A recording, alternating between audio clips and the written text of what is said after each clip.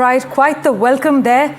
Joining us now, senior journalist live from Beijing, Anil Pandey. Also on the broadcast with us, Ainar Tangen, senior fellow at the Center for International Governance Innovation, and Daniel Block, senior editor, Foreign Affairs. Anil, to you first. Talk us through the optics we are seeing this morning, because with Xi Jinping, visuals are never accidental. Tell us, what message is Beijing trying to send through the scale of this reception for Donald Trump? He loves friendly reception, and that's what they're giving him. It's hopes that this will somehow soften whatever he was intending to say or what he might say on the spur of the moment.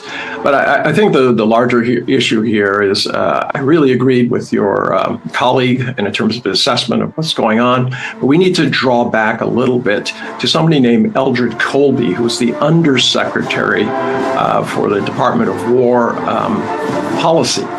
And he has been advocating what has been happening since 2022. Well, actually before that, but he put it in a book in terms of the strategy of denial, which is basically to deny access to energy and also to logistical points, these areas like the Straits of Hormuz, Straits of Malacca, etc., Panama Canal.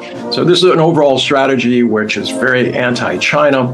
But what we're seeing here is an attempt to deal with the political realities of both sides. The fact is that they cannot extract themselves from each other's economies. They need each other to a certain extent. And to that extent, they need to figure out some way of calming the waters. Donald Trump is in a bad situation politically at home, and also he doesn't know how to get out of Iran. He's hoping that there will be some sort of rabbit he can pull out of the hat. He wants to use Taiwan as leverage. China said, don't try that. We'll see how it plays out. Live from Beijing at this point. Anil, we've seen the honor guard, school children waving flags, this red carpet rollout. Would you say China's deliberately appealing to Trump's preference for spectacle and personalized diplomacy with the optics we're seeing this morning? We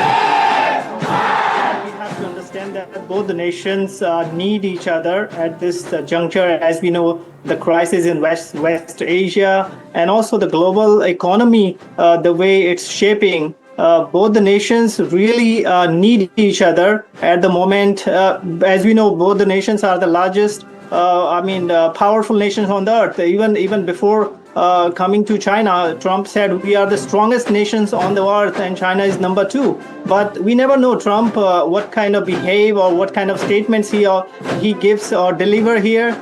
But people here or in the media, it's very positive atmosphere here in Beijing. As we know, last night, Donald Trump's Air Force One touched in Beijing, and he was welcomed very warmly, and that's not so usual for China.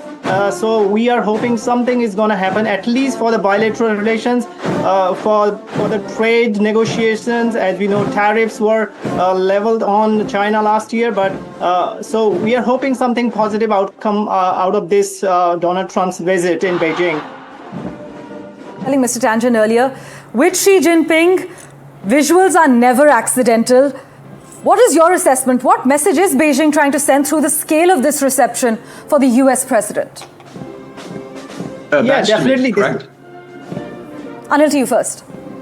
Okay. As we know that this is Donald Trump's first state visit in almost 10 years. So this is significant. As we know, it was about to be in March or the April when the West Asia war, Iran war started. But now Trump has arrived here in Beijing, and he's gonna visit the Temple of Heaven. And also we know that he's being given the state banquet here. And it's a pretty, it's not only symbolic. As we know, China has been asking Trump for some negotiations. As we know, the US has sanctions Chinese companies here, and also the technological blockade US has done for China. So definitely China is looking for some bargain here. At the same time, Trump is a business leader. As we know, he's a businessman. So right. He's out of nowhere he's gonna give something, or he may have something inside his pocket, and because he's with the CEOs of the NVIDIA, even the Tim Cook, and also the Boeing CEO is here. So it's pretty significant, as we know. It's not only for the Iran war, for the trade negotiations as well. This trip is going to be very crucial and significant. Mr. Tangent, break down for us, how significant is this psychologically for Beijing as well? The fact that the US is simultaneously trying to contain Chinese tech while also asking for China's help as far as stabilizing a global crisis linked to Iran is concerned. Donald Trump was in China 9 years ago, but he's returning to a place that is nowhere near the same. I've been here for 21 years, and I can tell you that the pace of change is so incredible. He will notice immediately, even though he's just going through the streets, that things are dramatically different. I have to take into consideration the fact that the price of electricity in China is somewhere between 1/6 and 1/4 of what it costs in the United States. This gives China a competitive advantage. It's due mostly because they've upgraded their systems and made sure that their power supplies were adequate, and they run these utilities very, very carefully. So there are huge differences economically, but to your point, China is trying to show a friendly face. They're not trying to be belligerent. They're not trying to bully Donald Trump. What they're saying is, look, we're here. Let's try to settle this. We both have interests. You have 2.5 more years of your presidency, regardless of what happens during the midterms. And we need to have a world which is somewhat stable.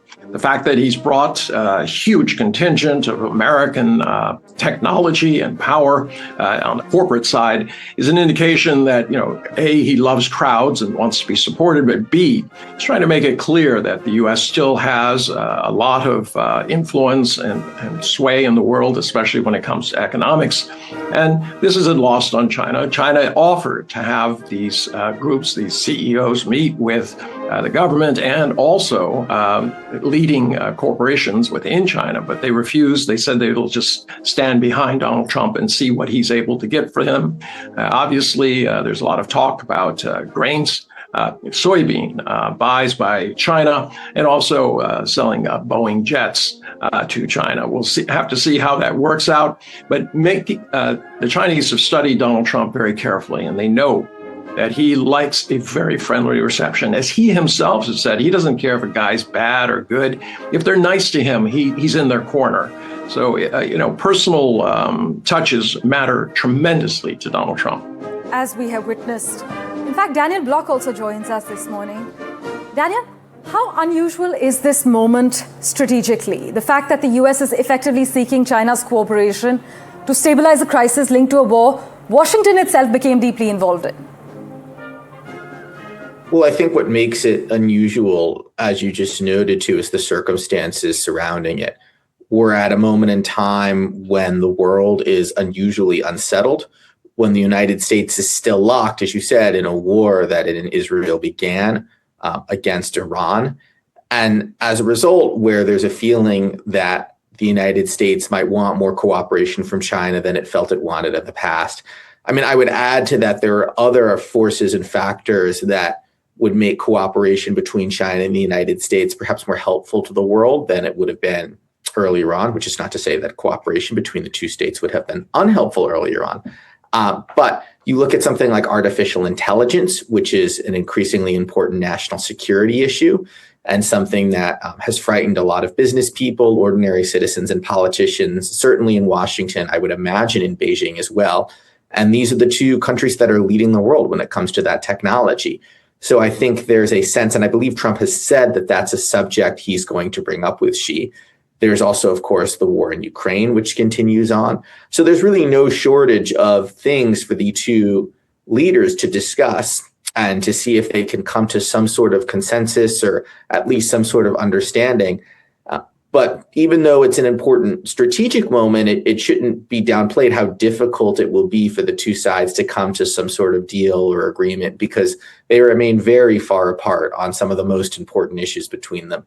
Taiwan being perhaps the biggest one, but hardly the only one. In fact, many argue that Washington and Beijing are both sitting on the table with different priorities as we speak. Mr. Tangent, Beijing appears keen to project warmth publicly. Look at the visuals we're seeing emerging out of Beijing this morning. This is happening despite deep structural tensions with Washington. So should we read this as strategic reassurance? Should we read it as tactical theater? Or would you argue both? Tactical theater. I mean, the United States has not abandoned its notion, as was said earlier, that China is a threat to it and to its hegemony. That has not gone away. As I said, this is interim stuff. What do you do when you're in this situation? Donald Trump has problems at home. Obviously, China wants to stabilize markets. They depend on resources coming in and also being able to ship out value-added goods.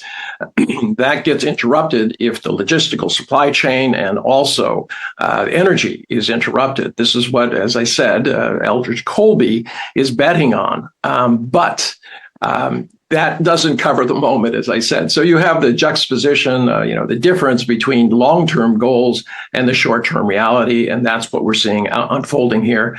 China knows Donald Trump, how he reacts to things, and this is exactly what we're seeing is what he wants and will hopefully soften the negotiations as they go forward.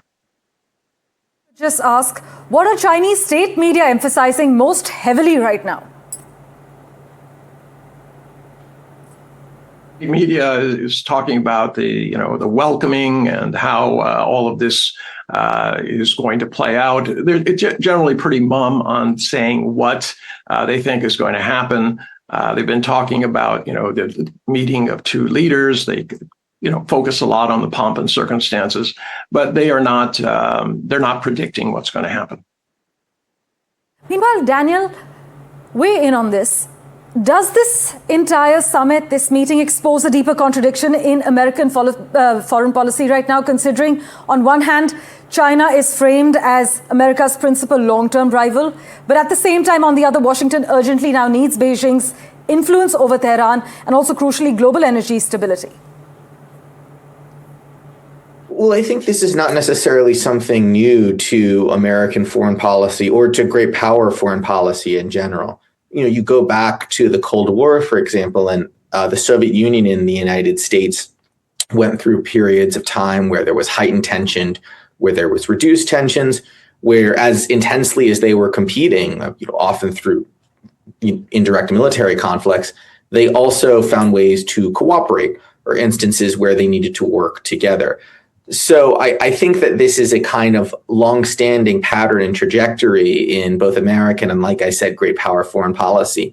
That said, I would agree right now that this is a particularly delicate moment, given especially what's happening in Iran, where the United States really wants, as you've noted and as other people have said, Beijing's help in bringing that war to a conclusion. And I think Beijing recognizes that this gives them a little bit more leverage, at least a little bit more leverage than they might normally have when it comes to negotiations or talks with the United States. That said, I'm not sure how much either side will ultimately get out of it, because I think the structural obstacles to a broader détente remain quite formidable. So there's a lot of pageantry, there's a lot of anticipation. I'm still really in wait and see mode and somewhat skeptical that we're going to get a major breakthrough, given, as you noted, the intense competition that's going on between the two powers.